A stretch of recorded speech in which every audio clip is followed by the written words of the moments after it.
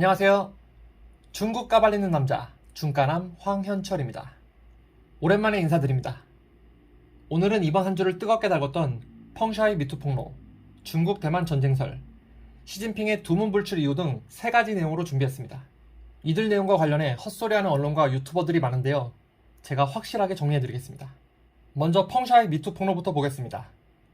최근 중국의 유명 테니스 선수 펑샤이가 장가오리 전 부총리로부터 성폭행을 당했다고 주장하는 글을 SNS에 올려 화제가 되고 있습니다. 중국 최고 권력자들인 정치국 상무위원을 대상으로 피해 당사자가 직접 관련 내용을 폭로한 것은 처음 있는 일입니다. 또 폭로 시점이 육중전회를 앞둔 민감한 시점입니다. 그래서 다양한 해석들이 나오고 있는데요. 깔끔하게 정리해드리겠습니다. 일단 펑샤이가 쓴 폭로 내용은 사실로 보입니다. 내용이 상당히 구체적입니다.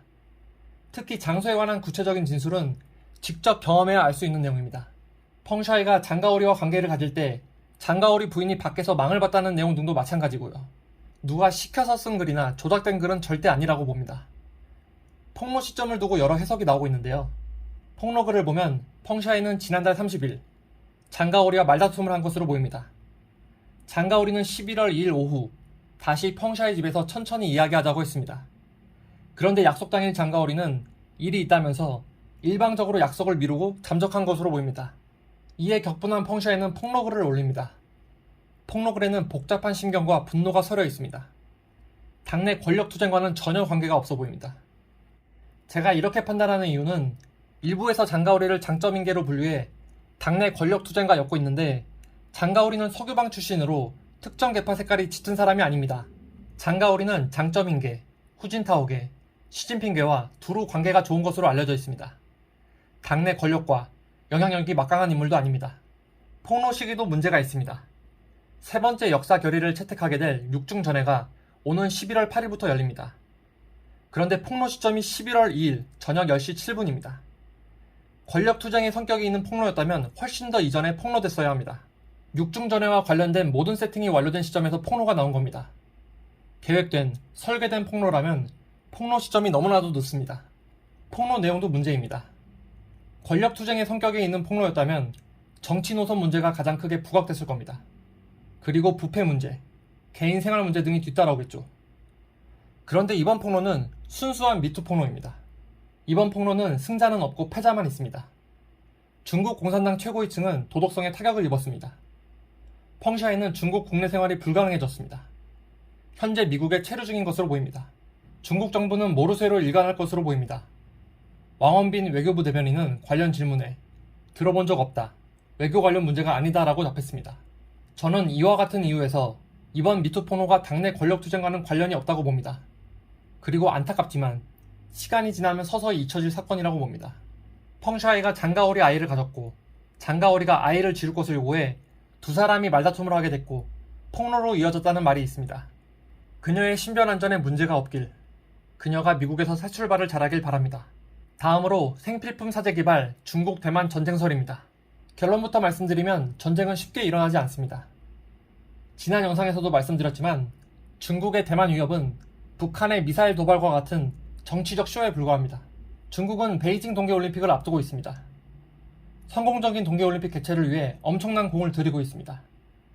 확진자 0명에도 굉장한 집착을 보이고 있습니다. 이는 코로나 방역 성공국가 이미지를 구축하고 체제 우월성을 전 세계에 선전하기 위함입니다. 이런 중국이 동계올림픽 개최를 앞두고 대만을 공격한다? 말도 안 되는 소리입니다. 미국 등 서방 국가에서는 신장 인권 문제, 홍콩 탄압, 대만 위협 등을 문제 삼아 올림픽 보이콧 요구가 나오고 있습니다. 중국 외교부장은 이를 잠재우기 위해 동분서주하고 있는 상황입니다. 이런 상황에서 무슨 전쟁입니까? 대만 해역 긴장은 미국이 대중국 견제 카드로 대만을 적극 활용하고 있고 중국도 이를 미국과의 협상력을 높이는 데 활용하면서 고조되어 왔습니다. 중국은 대만 해역 긴장을 국내 정치에 10분 이용하고 있습니다. 내부 단결을 강화할 목적에서입니다.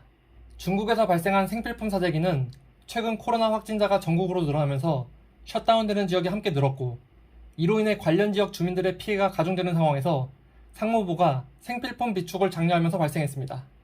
중국 대만 전쟁설은 일부에서 상무부의 권고를 대만 해협 긴장 상황과 엮어서 일어난 해프닝입니다. 중국 정부와 관영 매체가 대만 해협 긴장을 국내 정치에 지나치게 활용하면서 나타난 역효과이기도 합니다. 앞으로 미중 간 경쟁이 치열해질수록 국제사회에서 대만의 입지는 강화될 것입니다. 양안 관계는 남북 관계와 군사적 위기의 일상화 경향을 보일 것입니다. 이 과정에서 군사적 충돌이 발생할 가능성을 배제하기는 어렵습니다. 그렇지만 중국이 무력 통일을 강행할 가능성은 낮습니다. 미국 등 서방 국가들을 완전히 적으로 돌리고 국제사회에서 입지도 크게 위축될 것이기 때문입니다. 걱정하지 마세요. 전쟁은 요란 속에 일어나지 않습니다. 오늘 준비한 마지막 소식입니다. 시진핑이 지난해 1월 미얀마 국빈 방문 이후 해외 순방을 나가지 않아 국내외에서 다양한 해석이 나오고 있습니다. 시진핑이 해외 순방을 나가지 않는 가장 큰 이유, 바로 암살 위협 때문입니다. 시진핑은 늘 암살 위협에 노출되어 있습니다. 이미 10여 차례 암살 위협이 있었던 것으로 전해집니다. 자업자득입니다. 자신의 권력을 강화하기 위해 반대파를 대거 숙청하면서 손에 너무 많은 피를 묻혔습니다. 시진핑이 권력을 내려놓지 못하는 이유도 바로 여기에 있다고 봅니다. 시진핑 암살 위협과 관련해 제가 인민망 본사에서 근무할 때 겪은 에피소드, 예전에 한번 말씀드렸는데요. 다시 한번 소개해드리겠습니다. 제가 2019년 베이징에서 근무할 때 소식통을 통해 시진핑의 본사 방문 소식을 접했습니다. 시진핑 방문 바로 전날, 제가 근무한 국제부에 지시가 내려왔습니다. 책상 위에 뾰족해 보이는 물건은 모두 치우라는 지시였습니다. 또 국제부는 시진핑 방문 당일 전체가 휴무였습니다. 외국인 직원 비중이 높기 때문에 돌발 상황에 대한 리스크를 사전에 차단한 것으로 보입니다. 인민망 본사 건물은 보안이 삼엄합니다. 외부인 출입은 철저히 통제됩니다. 외부인은 신분 확인 후 내부 직원을 통해서만 안에 들어갈 수 있습니다.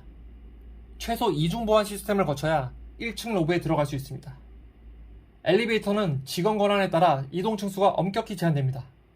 이렇게 보안이 엄격한 중국 관영매체 본사 방문에도 직원들 책상 위를 치우게 하고 접근을 원천 차단하면서 호들갑을 떱니다. 시진핑이 과거 정부와 다르게 재난 현장 등의 모습을 드러내지 않는 것도 암살 등 돌발 상황에 노출되는 것을 꺼리기 때문이라고 봅니다. 암살 위협은 최근에도 있었습니다. 국내 언론사에서는 제대로 다뤄지지 않았지만 최근 숙청된 술리진 공안부 부부장은 시진핑의 암살을 도모했을 가능성이 높습니다. 지난 9월 30일 중앙기율검사위원회는 술리진의 처분을 발표하면서 술리진을 두고 당내 파벌을 조장해 당의 단결과 통일을 심각하게 파괴하고 정치 안전을 위협했다고 지적했습니다. 여기서 정치 안전을 위협했다는 정변이나 암살을 도모한 것으로 해석할 수 있습니다. 자오커즈 공안부장은 술리진 처분 다음날 회의에서 술리진을 악성 종양에 비유하며 술리진의 심각한 기율법률 위반에 관한 인물과 사안을 철저히 조사해야 한다. 주동적으로 자수하면 관용을, 수사에 협조하지 않으면 엄벌에 처할 것이라고 경고했습니다. 참고로 공안부 부부장은 차관급입니다. 혼자서 정변이나 암살을 도모했을 리 없습니다. 위에서 오도가 내려온 대로 행동하다 중간에 걸린 것이죠. 내년에 열리는 20차 당대회를 앞두고 술리진의 배후를 캐는 과정에서 대대적인 숙청이 있을 겁니다. 장점인 게 특히 정칭홍 전 국가부수석 쪽이 위험할 것 같은데 추이를 지켜봐야 할 것 같습니다. 오늘 준비한 내용은 여기까지입니다. 내용이 유익하셨다면 구독과 좋아요 부탁드립니다. 감사합니다.